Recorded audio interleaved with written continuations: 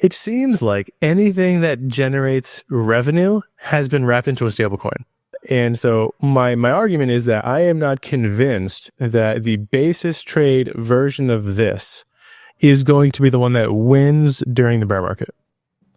Yeah, I think there's a lot of truth in what you're saying. I mean, I do feel pretty strongly that, there is a big difference, right? Like being able to tap into what's pretty much on-chain verifiable yields is definitely going to have a big segment of the market.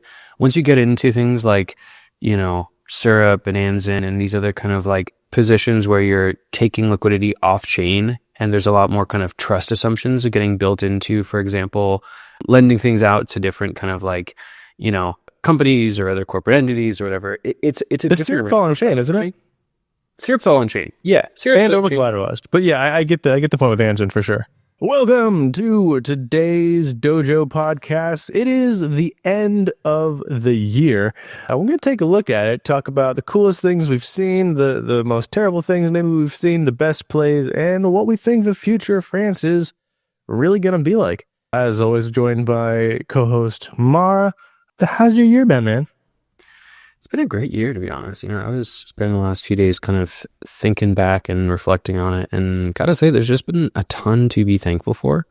It feels like we've seen a massive amount of progress in the crypto space, not necessarily on the like primitive side of things. Like we'll get into that. Maybe we'll get into like what are like the new things going. If that would be a great conversation. What are the new primitives that have arisen either this year or let's just say like this cycle? Because we kind of mixed the last 2 years together.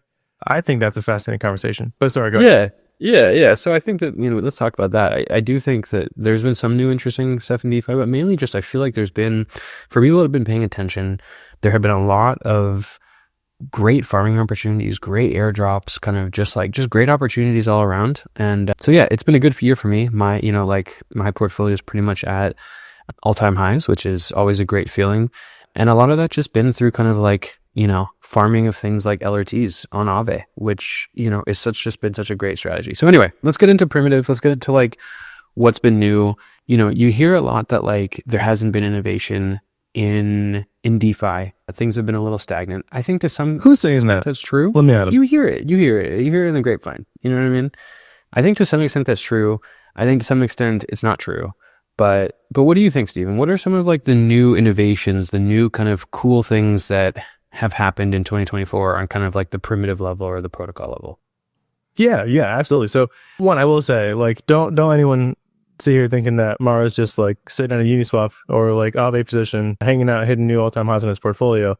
This guy is the Sybil King. He has farmed every airdrop with incredible success. And he's doing a little bit of meme coin LPing with some success as well. I think you sell yourself short. But it's a great question. What are some interesting primitives, right? So major winners in terms of protocols, definitely Pendle. We could talk about Pendle. Pendle as primitives, PTs, YTs. I think those are not necessarily this year, so it's hard to talk about them. Athena, I will say, can we throw Athena into this year? I mean, it was like less than a few $100 million at the beginning of the year. Now it's in the billions. I kind of want to say it's a 2024 product. It feels like a 2024 product. That combined with Pendle made for a lot of interesting like composability plays. You had the PT SUSD. I think SUSD PTs were at like 45, 50, 60% fixed rate, fixed date at some point in time. So the rise of the basis trade backed stablecoin, I think, is one of the emergent primitives of this cycle, which technically it's a derivative. It's not really a primitive, but it's this new type of thing that we've seen a lot of. We have now, what are the three protocols? What's that wrapped M basis? Who does M basis? Midas does M basis. Midas, right? Yeah, not the Midas from last cycle, by the way. Don't get PTSD there. Midas has a basis trade product. Athena has a basis trade product. Resolve has a basis trade product, and technically Reservoir has a stablecoin product that is partially backed by a basis trade. So we've seen that, which is fantastic. Now I will say this is kind of a bull market product. I am skeptical on how well it's going to work during the bear market, but for right now it's super frothy. Love it, love to see it. And the fact that it's composable, it has been amazing and outstanding. Why would it be only a bull market product? I mean, wouldn't it still be outcompeting treasuries, for example, in a bear market? I don't think so. Look at SDAI. SDAI is killing it. SDAI is like 12% right now. SDAI right now is better than SUSDE. So I think SUSDE is going to go down to like 5%. Yeah, but the reason for SDAI doing that is because they have such a large amount of DAI lent out to people who are leveraging up SUSDE. So this is good. a bit of an Ouroboros there that you're saying. An excellent point. That 12% comes from treasury yields. And I've heard you say this before, and I think I disagree. I mean, I think it does a lot better in the bull market. I think that, like, you know, sure, these basis trades are going to be 10%, 15, 20. We've seen 25, maybe even on the occasional week. Like, obviously super exciting, and you can see how they'd be super elastic to grow during those periods. But even during a bear market, I mean, you'd think that they're going to be getting 5%, 10%. I mean, that's going to be more than what treasury yields are going to be getting. Right? I don't think 10%. I think 5% is reasonable. Well, you know what? Maybe not, because you still have the yield on the long. I mean, Athena, all of these products are also longing. Almost all of them, as far as I know, are doing something with the long. Typically, that's just either holding wrap staked ETH or very conservatively leveraging wrap staked ETH. If we see, you know, if the AVSs ever do anything, I mean, they're building tech and that's cool. But if they ever emit anything, if they ever like give rewards back to users, we could see like LRTs with maybe a 4 to 5% APR. That would be insane during a bear market. So if that could be leveraged on the long side and the short side was generating, I don't know, net 6, 7, 10%, like 2x leverage, then maybe you're right. Maybe we do see a 9% stablecoin in the bear market. I don't think so, though. I think we're probably hit around 5%. And to me, that's not going to be competing with other I mean, you know, we have Syrup, which is pretty consistent at 10%, which is great.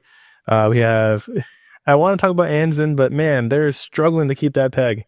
Things like Anzen, where it's backed by, you know, collateralized debt obligations, I think those are really cool.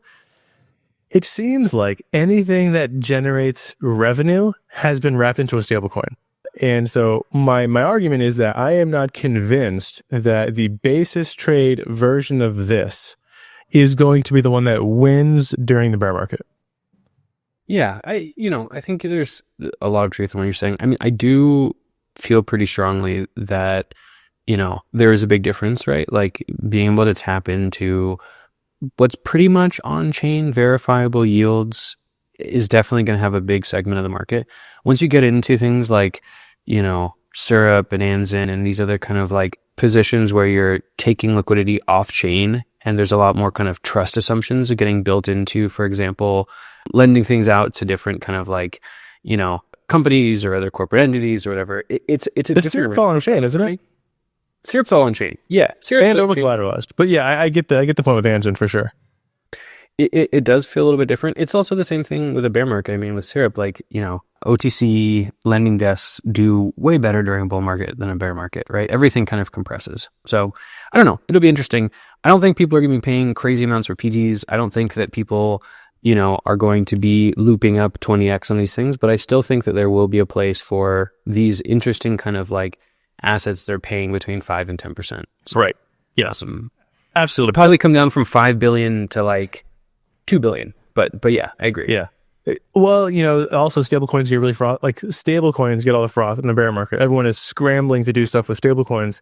And to be honest, something we've said a few times is that the dojo and, you know, strategies just tend to be a much more fun and exciting place during bear markets, because during a bull market, you touch stuff and you make money. During a bear market, you actually have to use your brain.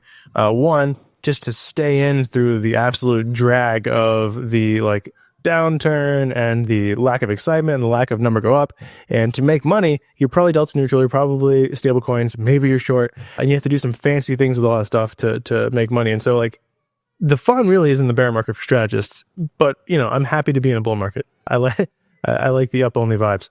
One of the other primitives I wanted to mention here was restaked assets, LRTs. Like that's a huge, I don't know, benefactor of the 2024 narrative wave.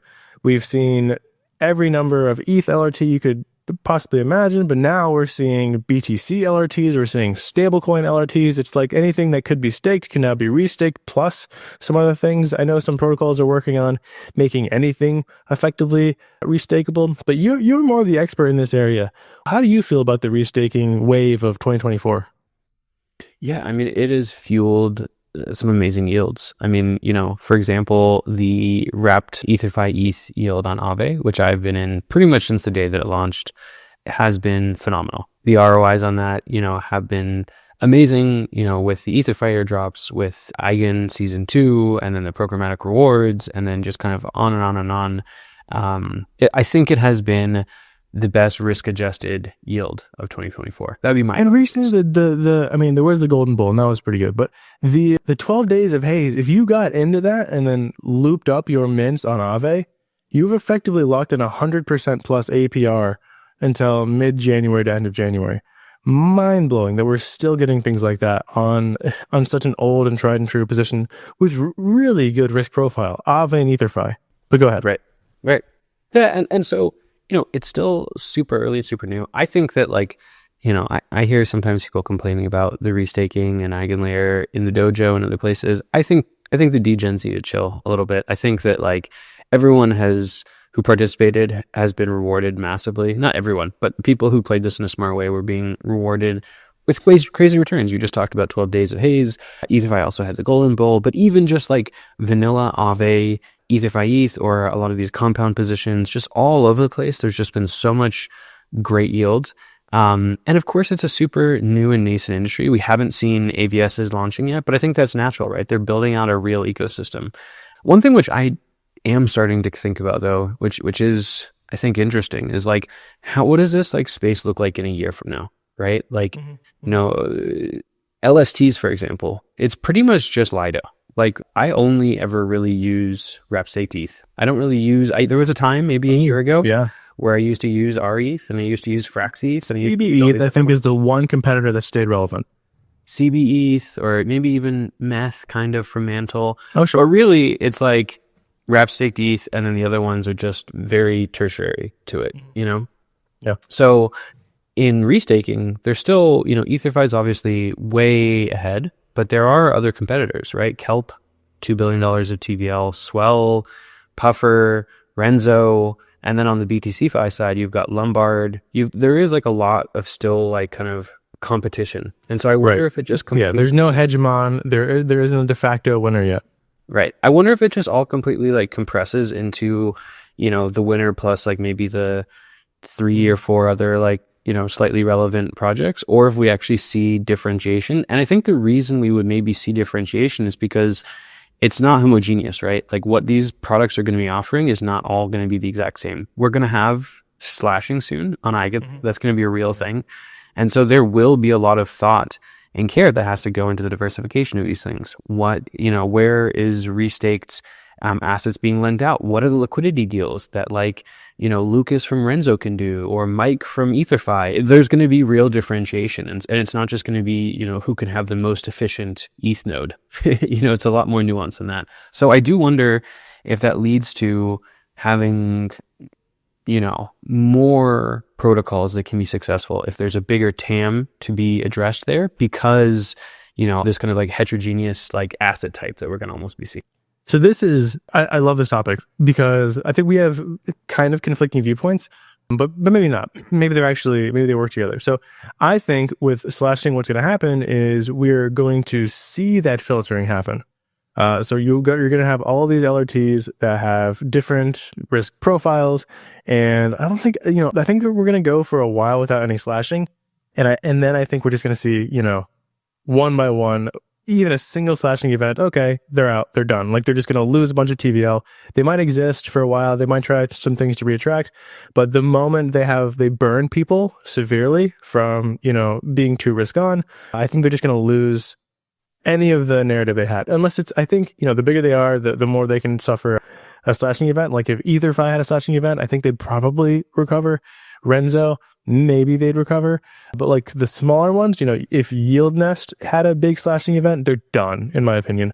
If Swell, I think they're really going to struggle to come back. Kelp, so I think we're going to see this as a filtering process rather than everyone's got different risk profiles. Go invest how you want.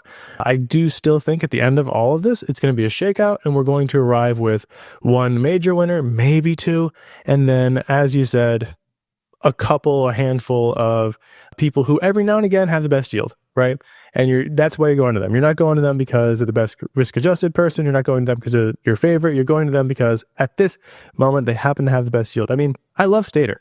I am pretty protocol agnostic. So during the last bear market, like Lido was obviously the best LST. They still are, in terms of like size and risk adjustment. But Stater had the best yields on the alt L1s. You could get staked Near, you could get staked Hedera, you could get staked AVAX, staked Polygon, whatever, Matic, and you can get yields on those. And if you were a Delta neutral person like myself, those are a lot of fun.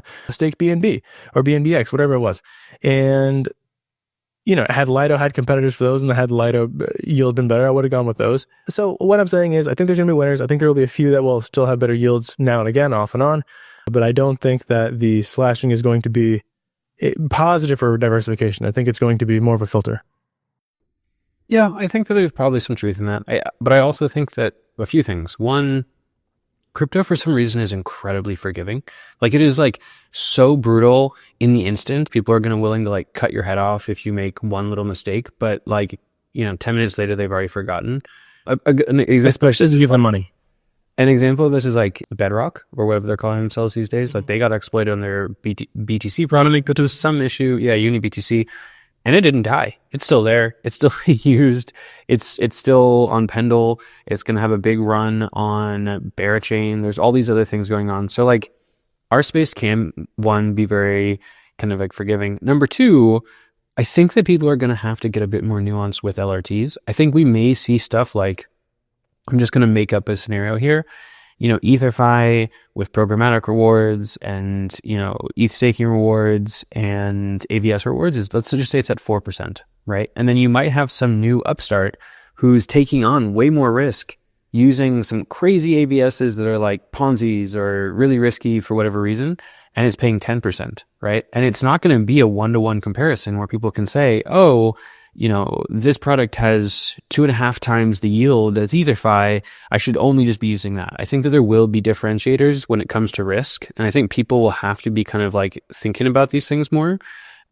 Let me give a counterpoint though. So let's just say let's call it risk LRT versus EtherFi.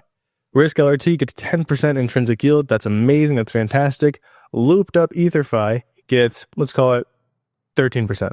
So looped up EtherFi better than the not looped risk LRT. Risk LRT, if you loop it and it gets hit by any DPEG, you're liquidated, you're having a bad day. So I still think that if the riskier thing ever suffers a big DPEG event, a slashing event, some sort of decrease in principal value, especially if there's any leverage on it, makes the other things look better and is literally is still going to be a funnel for more capital to go back into the big boys. I think it's a cyclical thing where, like, for example, one of the big changes this year, which I have been a big fan of, I'm also terrified about, but I've been a big fan of, is fundamental oracles. And if you remember, the reason we have these fundamental oracles is because there was this massive DPEG of the Easy ETH, the Renzo asset. Yeah.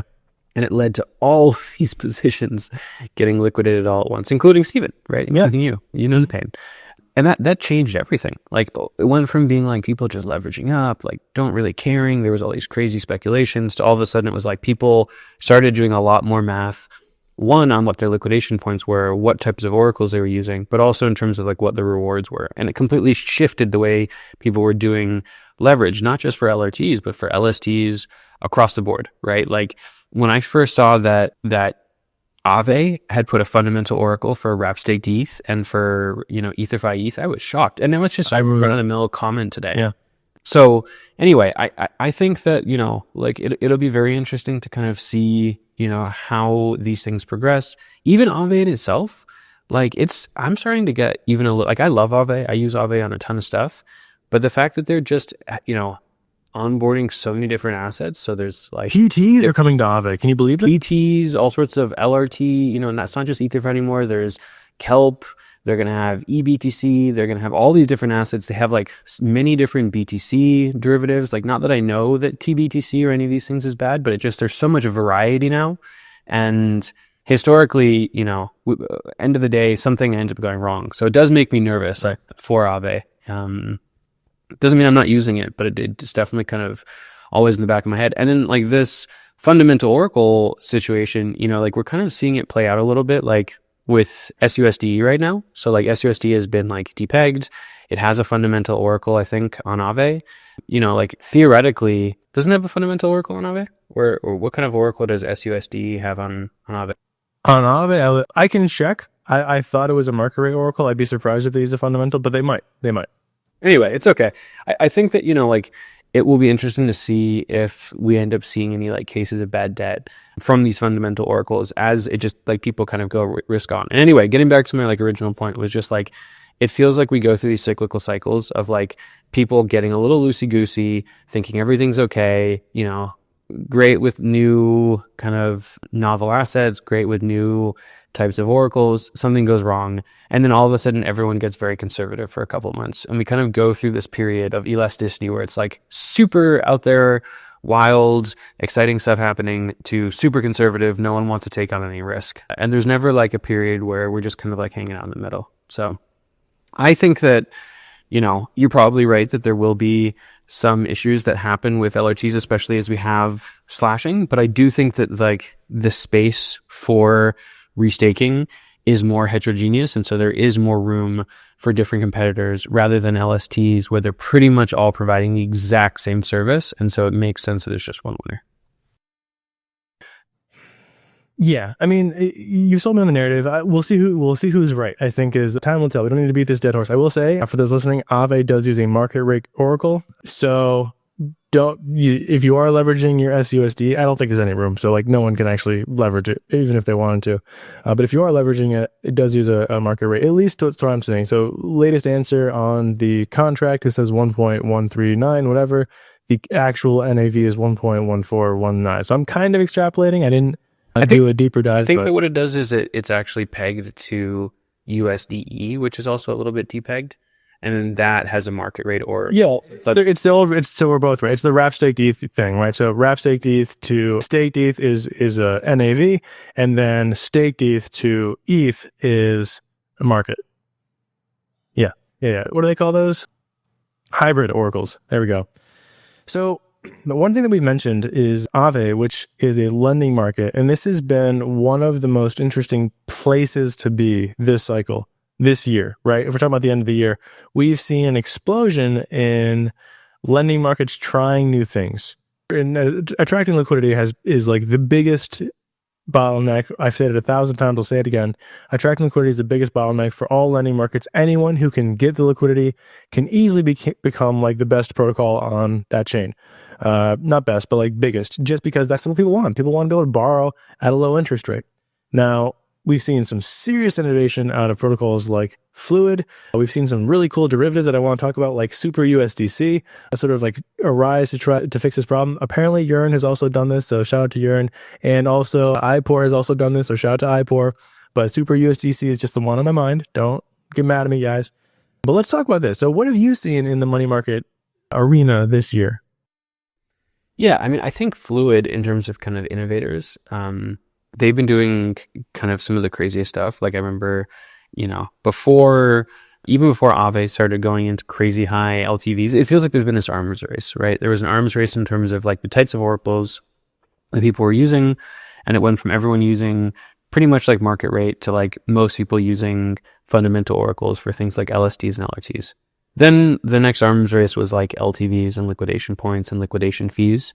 And I think on that front, no one has really been able to compete with Fluid. Fluid really does have like the highest LTVs. It really does have like the highest liquidation points. It really does have the lowest fees.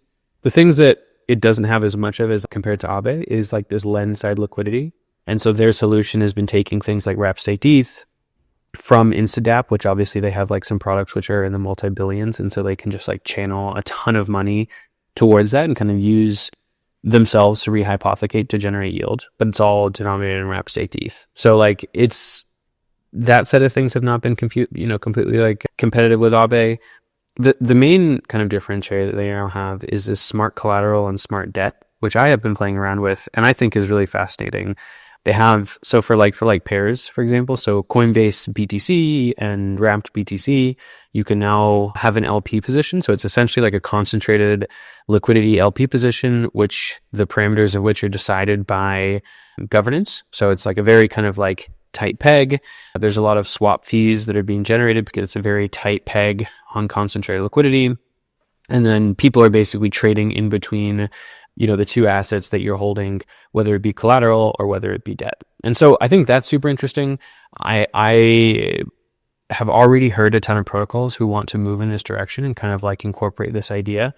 It makes me super nervous because I think the Fluid team are very competent. They've spent a ton of time building this thing, and it makes me nervous that other people are going to copy them and maybe not put as much time and thought into it. And I think it could easily be a place where we see an exploit happen in 2025, is like some protocol who thinks they can just fork Fluid, not really know exactly what they're doing. Sure. Put some sort of like weird parameters in there. It's like the same way we've seen so many compound forks because it's outdated compound code. It gets exploited. Boom, done. Very painful. So that's one. I think Fluid's been one of the big innovators. The thing that I would say though about this Fluid model is too, it feels very static. Like for example, their wrap staked ETH pair paired with ETH has been out of range for quite some time now, and it takes a governance proposal to update the range, which is like not very effective. And then the other one is like these mixed delta pairs. So having something like USDC or maybe in the future maybe BTC and stablecoins or whatever, those don't appeal to me at all. Like having some sort of programmatic, tight, concentrated liquidity that I'm using as collateral, sure, it might generate quite a bit of fees, but it also feels like an impermanent loss machine. So I think for Delta 1 pairs, fantastic. For mixed Delta pairs, makes me incredibly nervous. But what are you seeing on the like money market side of things? And we've also had big changes, like for example, novel types of collateral, like PTs. I know that's been one of your big things you've loved this year so far. Yeah.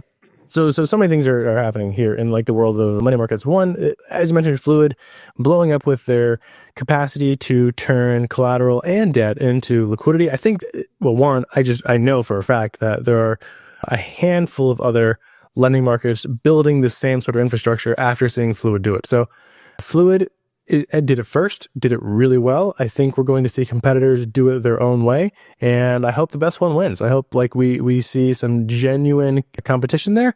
There probably will be some exploits, so play with these things very hesitantly when all these things start competing. Definitely check out audits and know your teams. I think that's going to be the future. So I do think that rehypothecated collateral as swap liquidity is going to be the future because people are not super excited about providing liquidity anymore. Last cycle, it was super like prevalent. Everyone was farming food, farming animals, farming, ghosts and what have you on Phantom. This cycle really hasn't been that big of a narrative. Liquidity provision, maybe there's been some knockout successes on like a UniB3 pair. I mean, you've been farming like memes on UniB3 with some level of success, but that's not like your big boy pairs. It's not USDC ETH. Attracting USDC ETH has been a bit of a pain point, I think, this cycle because people don't want that impermanent loss. So there's got to be some solution, and we're going to see what that's going to be. I think that's one of the major developments we'll see. And if lending markets are the ones to crack that, I think that would be awesome. Then you mentioned like derivatives on money markets. This has been the coolest thing as someone who likes to play with strategies, right? Seeing PTs all over the place and other sort of exotic forms of collateral. I think the ERC 4626 compliant vaults have been really big. So we've seen a lot of counterparty vaults become composable, and you can borrow against them, especially on Solana with JLP. But in EVM land, we've seen like the GM assets from GMX, GMBTC, GMETH be collateralizable and borrow againstable on Dolomite, which has been a lot of fun. PTs everywhere. The The thing that goes hand in hand with exotic collateral is siloed risk. So people who are sort of leading in that area, I would say Morpho, Silo, Euler. And what I think we're going to see is siloed markets, which we see on the three protocols I mentioned, Euler, Silo, and Morpho. I think we're going to see that plus these products like the one I mentioned earlier, Super USDC or IPOR or, Yearn, who are making these things, where instead of only having siloed lens side liquidity, which is always going to be thinner than your big gigantic Aave pools, we're going to see hedge funds or curators or strategy teams create places where you can lend your USDC, lend your USDT, lend your stablecoins, and they will manage that for you and lend to all of these different silos. So it does effectively still get stablecoins into those silos, but now you're taking on the risk of all of these silos simultaneously, similar to a depositor in Aave, but you're probably getting an outsized return. I think Super USDC is getting like 22% by lending to all these different places. And Gauntlet's core vault on Morpho is also getting around 23% APR by being a depositor into all these siloed markets. So, these two products sort of have to exist. If you only have siloed markets, there's never enough liquidity to borrow. If you only have unsiloed markets, then you can't really have exotic collateral because then you're just exposing your protocol to too much risk. So now we have siloed markets plus these sort of lend aggregating depositors. I don't know what you'd really call them. They're kind of like counterparty vaults in a sense because you are the counterparty to all of these borrowers. But yeah, I think like that's kind of a match made in heaven. You have people who don't mind the risk of everything, which get kind of risky, and then you have people who want to leverage exotic collateral. And the cool thing is with like Super USDC. Again, I don't know if the other ones are composable. Don't get mad at me. With Super USDC, it is composable. So I think we're going to see people take effectively what is a wrapped CDO. It's still a collateralized obligation. Like you've lent out to these people a wrapped stablecoin that is lending, and now that's composable. So really, we are like increasing the leverage in DeFi. But I like that. I don't mind that. We're in it for the risk. It also just shows the importance of naming products. If you call your asset Super, Steven will remember the name of it. If you call it something else, he won't. So, for all those DeFi founders out there, if you're listening, come up with cool names. Simple, easy to remember names, because otherwise... That's how I remember them. Yeah, I know. It is a shame because IPOR has been around for a really long time. I didn't know IPOR also did this. Yearn is also like a DeFi OG. I didn't know Yearn did this. And then this random like hedge fund, builds an on-chain product called Super USDC. It's the only one I can think of now. Right, exactly. Well, so here's a question for you, Steven. We've talked about Aave. We've talked about Uniswap a little bit. Mm-hmm. But I'm curious, for some of these other DeFi dinos, giants, whatever you might want to call them. So like maybe the compounds of the world, the balancers, the curves, anyone else that you can kind of think of that's like, this original class maybe of DeFi. Have you seen much innovation? Have you seen much kind of new and exciting stuff coming from these folks?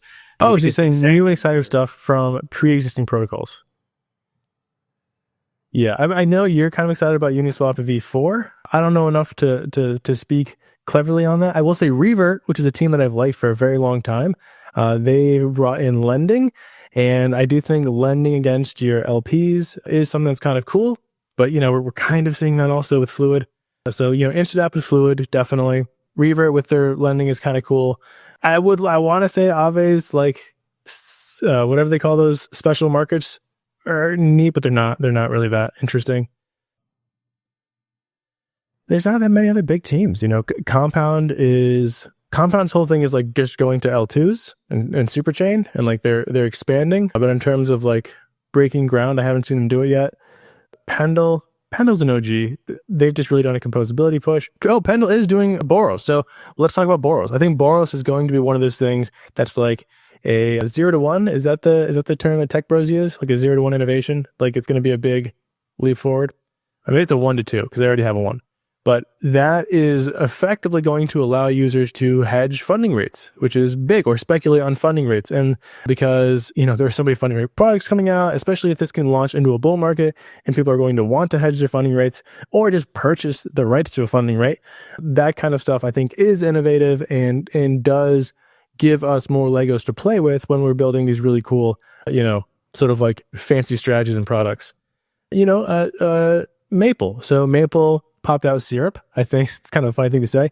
I think syrup is interesting. It was one of the teams that sort of rode this wave of let's just turn our earn product into a composable product. And I am all for that. I love that. In fact, kind of ironically, I was saying, man, this is so cool that Maple is like getting a 15 to 20% APR to, lend to these institutions. Wouldn't it be awesome if this was composable? And then it already was. So I felt like an idiot there, but that has been great. I mean, that would really say, I would definitely say, like, in terms of, I don't know if this is quite fair, but like in terms of biggest comeback, or one of the bigger success stories of this year has definitely been Pendle for me. They were a Pendle native. Yeah. I definitely a Pendle naysayer. I mean, and they started off this year with like, right before, I think it was like this time last year, they had like $200 million of TVL, and they have pretty consistently had multi-billion. I think right now they're like $5 billion of TVL. That's amazing. They've found amazing success. Obviously Points has been a big driver of this for them, right? Like the LRT craze was a really big thing. Right now, the big meta is obviously like Athena and like Athena babies. And by Athena babies, I think the big meta right now is usual, right? And the other ones, that's what I would call that an Athena baby. It's like riding, yeah, I think that's like Athena's success. So big hats off to Pendle. I do think that like they have really been able to capture it in a big way.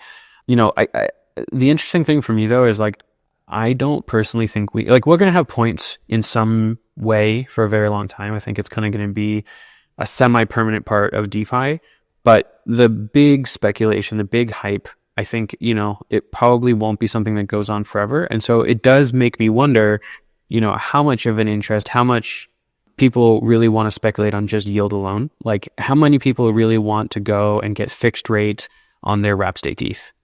Or fixed rate on something that's just like much less yieldy, much less speculative.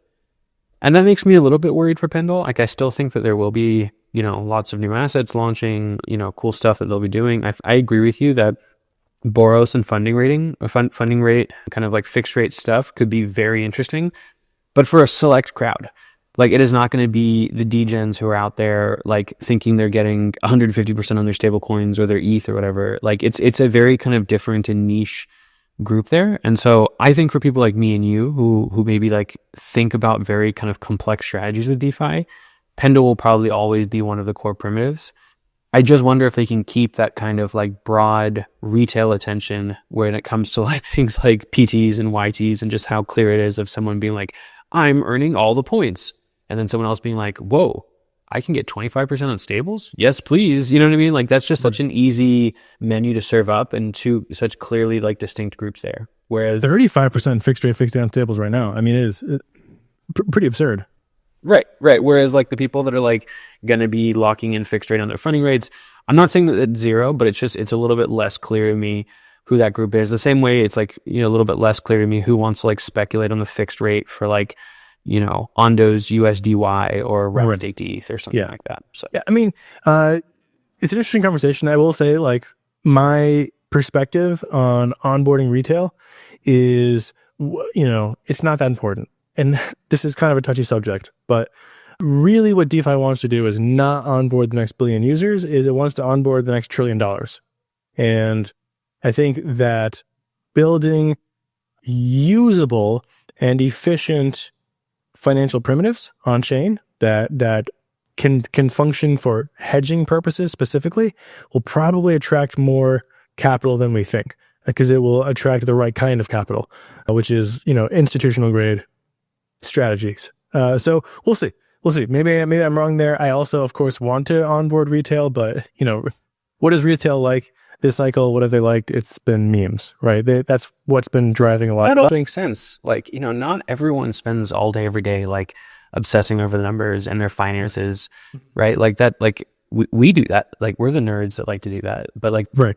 most people do not like to spend all day worrying about where their money is, obsessing over where they can get slightly more edge on one place or the other. And so, I'm curious, maybe we get more like CDFI again. Maybe that becomes a trend, just that kind of as a product, it makes sense, right? Like it goes against a lot of like, I know that what's interesting to me, in this space, but like it makes sense that like our wives and our girlfriends and our mothers and our cousins and whoever else, that'll probably be the product that's much more appealing to them. Anyway, we talk a lot, Stephen, on the show about kind of like how challenging sometimes DeFi can be and how it is important to be in this space, to learn a lot. We also have this term of like DeFi tuition, mistakes. Everyone makes mistakes. There's always like issues. We've had two big ones this year. Well, so let's hear about it. I'm curious. I've definitely made mistakes. What are some of the biggies that you've done this year? I made the same mistake twice on 2 different platforms. Is what happened. So my first liquidation, which was like a $7,000 liquidation, was, as you mentioned earlier, Renzo ETH. So Renzo ETH, market rate Oracle, on of all places, Sturdy. Now actually I got lucky because I was on Sturdy on Mode, and because like Mode was such a low liquidity chain, they didn't have as big of a depeg as the other chains. They were just late to react. And so it was a semi-small liquidation event, and also I was farming a lot of points, and I think my Renzo airdrop plus the Mode airdrop, which was kind of small, plus the Eigen airdrop for that capital probably made me about break even on my loss there. So that wasn't that bad. But so it was, using a market rate Oracle on leverage. That's what did me in. Then on Gearbox, which I love, by the way, right the week before they implemented fundamental oracles, there was the Japanese interest rate bonanza, let's just say, where the market just nuked all at once. And of all the assets to depeg, wrap staked ETH, what I thought was like the most solid asset. It had to depeg something like 3% for me to get liquidated, and it just wicked down right to there and liquidated, I think, probably like 20 to 30% of my position, which was like half my portfolio. So it was a really rough liquidation event for me because I thought I was super comfortable. The markets were crashing, and I was like, you know what? ETH will recover. I'm fine. As long as I don't lose any principal denominated in ETH, I'm fine. And then I checked my position and realized I had been partially liquidated twice at my wrap staked ETH. And then the next week, they implement fundamental oracles on Gearbox, and man, I was seething. But I did make it all back to my credit. I won't say how, though anyone who's listened to this podcast long enough knows how I made it back. So those have been my 2 pain points. And so if you look at my content on Twitter and you wonder why I harp so much on fundamental oracles and making sure you are using fundamental oracles, also known as NAV oracles, also known as exchange rate oracles, instead of market rate oracles, that is why my 2 largest losses this year, really my only big losses this year, were liquidation events from ignorantly depositing into leverage with market rate oracles. Yeah, it's funny. I wish I could come up with a more original DeFi tuition, but mine is very similar. Earlier, kind of in the cycle, this was, I think, maybe in your base plan? February. Yeah, I was picking up Coinbase ETH on Compound on Base, and it felt super comfy. It had been printing like 35, maybe even 40%. I was like slowly moving out of like that position into LRTs because LRTs were starting to pop up on more and more money markets. But this was a time even before LRTs had been kind of like popularized all over the place on different money markets. Anyway, I was at a conference. I was at ETH Denver, and was pretty distracted, not paying attention. And there was a micro depeg. So Coinbase ETH depegged for, I think it was 6 minutes on base chain. Someone just like sold super aggressively. My conspiracy theory is that like it was some whale trying to liquidate people, and me and many other people got liquidated on Compound. And Compound at that time, they've kind of backed off like the liquidation penalties. I think it was 5% times leverage, so it was like 50% of my position, just like boom, all gone at once. And so I guess the point here is, like, as Steven said, definitely pay attention. Looping is one of my favorite strategies in DeFi. It's gotten a lot safer, with fundamental oracles, but which shout out to Renzo. Really bites. Shout out to Renzo. Like I know I give him flack, and I'm a huge lover of EtherFi. In fact, I'm an ambassador for EtherFi. But one of the things that I think Renzo did right this cycle is and you know what, I'll even give him a little bit of credit. Cameron, I'll only say his first name. He went out and he talked to every single protocol in the world and said, we're only doing NAV now. We're only doing a fundamental. If you can't do that, we're not going to go on your platform. And they were the second biggest, so they had a little bit of weight there. And I really do think that the Renzo team should get some of the credit for really pushing the fundamental Oracle narrative to all of these money markets successfully. Yep. Well, then kind of, I guess, moving on to biggest wins, like, it's always important to remember your losses and learn from them, but also, biggest wins. For me, I think it's just kind of been airdrop farming in general. Yes. Like, there's been a lot of things. Anything else, I'm going to call you a liar. There's been a lot of wins this year, but, being spread out across a lot of wallets and touching a lot of things, and this goes back not just this year, but many years. Arbitrum, for example, was a huge airdrop for me because I was just smartly farming it across like 15 or 20 wallets, and they all just got really nice airdrops. Similar this year, like Tia was a very big airdrop for me. Season 1 of Athena was very big. Season 1 of EtherFi, season 1 of Eigenlayer. Scroll, I know a lot of people didn't have a lot of joy in Scroll. Worked great for me. I was like looping up on that, and that was a fantastic play for me.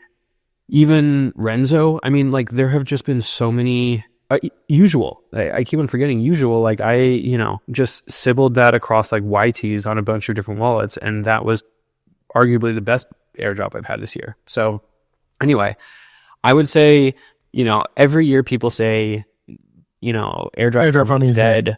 And the meta is moving on. And every year I say, we shall see. And this year, it was certainly not the year that, Sybil airdrop farming died. It was in full force and it was really flourishing. But what do we say in the Dojo? What do we say in the Dojo? Who always wins?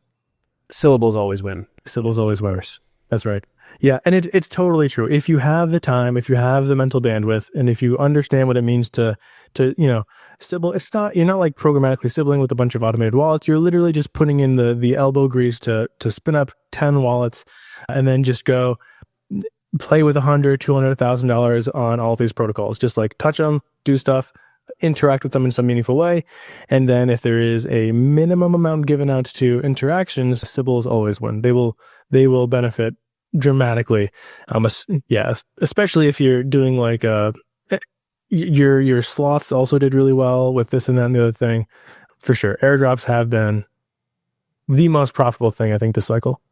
Everyone always says they're just going to do linear, and like it's really simple, and they're like, yeah, we're just going to do linear, we just want to reward only TVL. Right. And then when it comes down to it, not every team, but the majority of teams, 75% of teams, they get a little squeamish giving all of the airdrop to the whales, and what they want to do instead is they want to make sure at least the minnows, the shrimp, get a little something out of it, right? And so they have set this minimum threshold. But then, and even the people who do linear, you end up with these random, like, Eigenlayer was like, oh yeah, we're going to give everyone a minimum of like a couple hundred Eigen, or Zerka, who's like, oh yeah, and by the way, if you held any Eigen, you're also going to get a bunch of, a minimum of 60 Eigen.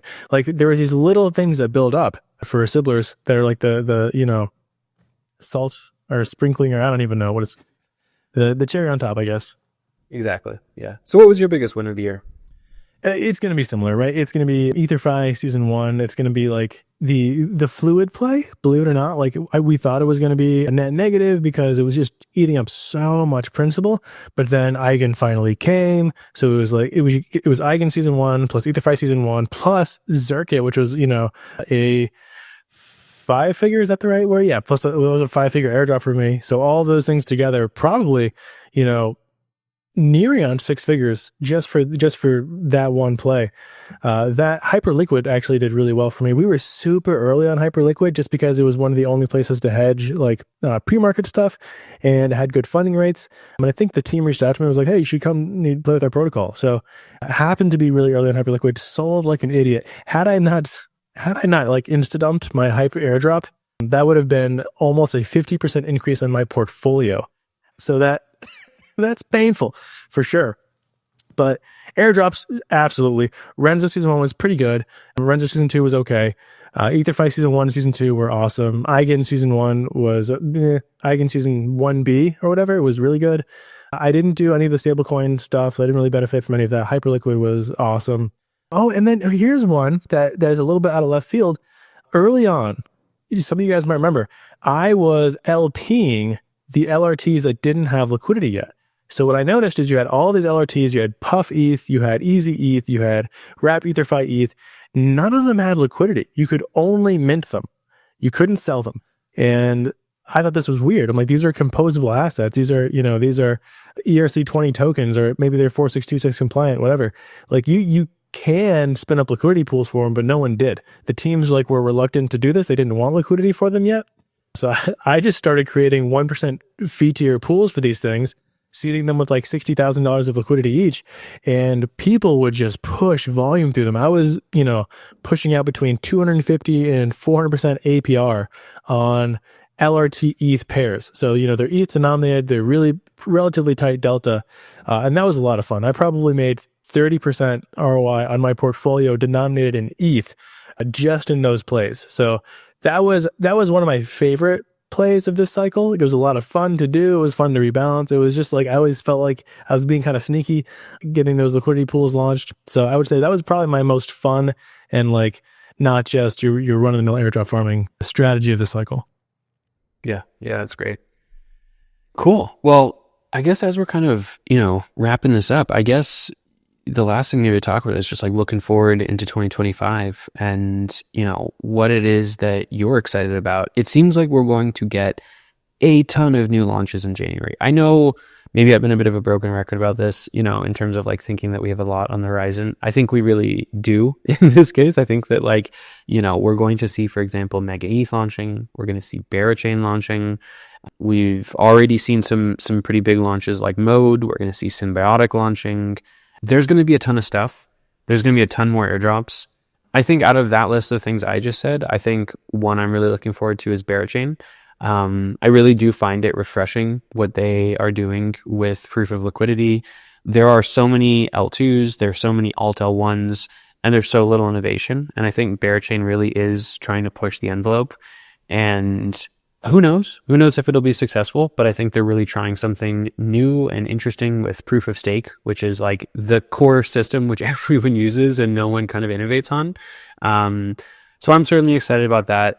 I think there'll also be just a ton of fun memes. I think there's going to be a ton of interesting yield. Boyko recently launched the pre-Boyko, which is not even the official one, and there's already $200 million of liquidity sitting in that. So once they really do launch, the real version of it, I think we'll easily see $1 billion, probably more like $2 billion of TVL day one on Barachain, on an ecosystem that is made for DeFi and will have high incentives. So hopefully it will be very PVE, or player versus environment, which is always the best situation in DeFi.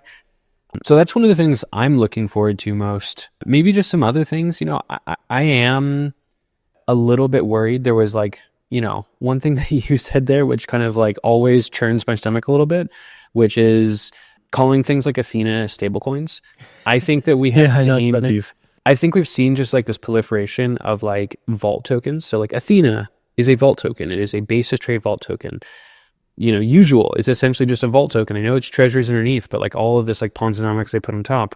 A lot of the Solve assets, a lot of the EtherFi liquid vaults. We've seen a ton of things that LARP as being a traditional stablecoin as an asset, and to me is just a vault token with a lot of complexity and underlying risk. And I'm not picking on any of those. I think a lot of these are fantastic products, but one of my predictions, my slightly bearish predictions for 2025, is that people will get a little too comfortable and one of these things is going to blow up. And we're going to see everyone going from kind of being a little bit loosey-goosey with all these things. Is it a stablecoin? Is it a vault? Is it a ETH derivative? Is it a vault? To then all of a sudden coming back and hyper-focusing on this, because I think undoubtedly we're going to see one of them run into issues. Yeah, well, when we look at the calendar and it's time for the bear market, we're going to see one by one major exploits to some of these less savory derivatives. And I also anticipate this happening. I've been wondering, what is the UST? What is the FTX? What is the Euler of this cycle? what are going to be the big sort of vulnerabilities? And I think you're right that it is either these CDFI products, maybe there's something about some of these custodial solutions that use on-chain assets for off-chain activity that is vulnerable. Maybe it's just like, hey, those formed of wrapped Bitcoin were not as safe as you thought they were. That big pile of Bitcoin was not super non-custodial. Like whatever it might be, these products are likely the biggest vulnerability. They're also the biggest targets. So we saw Hyperliquid sort of maybe get stress tested by North Korea recently. There's a big deposit in ETH trade, and they're looking for big pots of gold, and I think they're going to find one eventually, and it's going to suck. So please do your diligence. And we're not going to do a whole spiel right now on how to protect yourself from those things, but we have in the past. Go check out like our, safety and security guides, because those are important. Me looking forward, I am less bearish just because I think we're still in the fun times, and 2025 hopefully is not the end of the bear bull market. I think it might be, but hopefully it's not. I'm looking forward to, maybe not looking forward to, but what I think is going to happen, I think we're going to see more hedge fund activity. We've seen a lot of, you've already mentioned this, vaults, right? Last cycle, we sort of worked with Sommelier quite a bit. They were one of the first people to sort of bring on-chain, managed, unmanaged, algorithmically managed, whatever products. So they're kind of like on-chain hedge funds, and those are really cool. And they did a lot of work to make these sort of like legally risk adjusted. And I thought that was fantastic. We're seeing people get pretty risk on with these, like kind of throwing the legal concerns to the wind and saying, you know what, screw it, we're going live, and just creating on-chain hedge funds and saying, in no unclear terms, we're going to manage your funds. We know what we're doing, and we're a big name. We're MEV Capital, we're RE7, we're Stakehouse, we're whoever, we're Wintermute. We're going to manage your funds, chuck it in here, and we'll make a composable asset out of it. I think we're going to see more of that. Maybe that's also terrifying in some way, but who knows? So I think we're going to see that. I think we're going to see people copy Fluid. One of them is going to become really good at it, and everyone's hopefully going to copy the winner there. And we'll see some competition. Bearchain. What I'm excited for Bearchain is that they're like kind of incentivizing novel protocols instead of just forks, or just like, forking an old protocol on chain. Like we just talked to Goldilocks recently. Goldilocks is doing really cool stuff. Go check them out. They deserve their own like time to shine as well.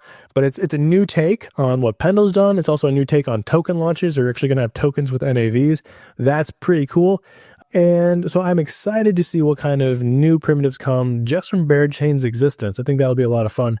Yeah. And then, who knows? So sophisticated actors coming on chain. I think, we're getting closer and closer and closer to TradFi really taking DeFi seriously and really starting to bring what already exists on TradFi into DeFi in mass. Hyperliquid is one kind of example where we've seen this arguably a sex competitor, like on chain. DYDX kind of tried it. They were kind of there, but Hyperliquid has really sort of done it. So we'll see what happens. I completely agree with that last point in terms of like institutions coming more on chain. I, however, think it's going to happen in a much more permissioned way. I think, Uniswap v4 has been teased forever.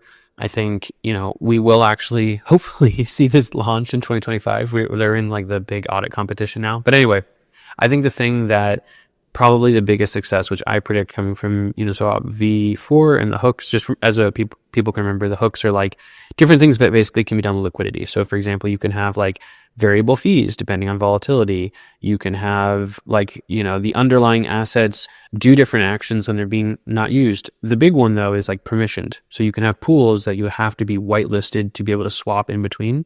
And I think for big institutions and different kind of assets, so for example, like, tokenized stocks or tokenized hedge funds or other kind of things to really be able to come on chain. Maybe another one could be like, deeds for cars or, all sorts of like things coming on chain. There needs to be some level of like permissioned system that comes. And I think Uniswap v4 will give that. And my hope is, and my prediction is that might be one of the things that actually makes some of these actors not just use something like Coinbase custody, but actually be swapping on a decentralized DEX on chain, which would be incredibly exciting and incredibly bullish. So I'm super excited for 2025. And yeah, thank you everyone for joining in for this year. It's been super fun. Thank you, Stephen. It's been super fun to do this podcast together. It's always really interesting to get deep and talk about the yields and talk about the kind of, trends of the day in DeFi. So yeah, thanks. A lot to be thankful for in 2025 and 2024 and looking forward to 2025. We didn't even get to talk about intents, which is obviously a humongous narrative. And I do think that's also going to be the future of France, also potentially a big vulnerability. If you are interested in intents, go and check out Orbit Crypto AI. I think they're kind of neat. Not a sponsor, but I played with their tool. And like you can literally just like ask it, hey, go deposit into Aave, and it'll show you the transaction. Say, is this what you want to do? Which is equal parts cool and terrifying. But yeah, as Mara said, thank you guys for watching. Thank you for joining us this year, and have a wonderful rest of your day.